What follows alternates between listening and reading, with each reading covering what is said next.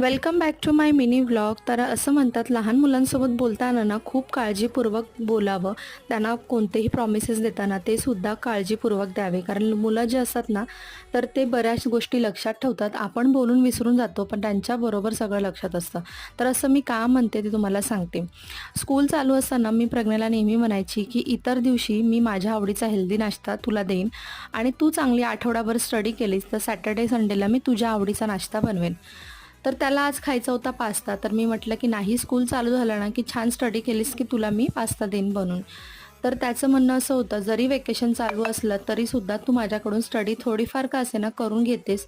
त्यामुळे मला आज पास्ताच खायचा आहे कारण आज सॅटर्डे आहे. सो माझ्या आवडीचा पास्ता मला बनवून दे.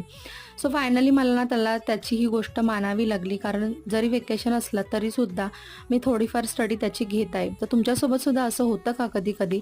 मला कॉमेंट सेक्शनमध्ये नक्की सांगा.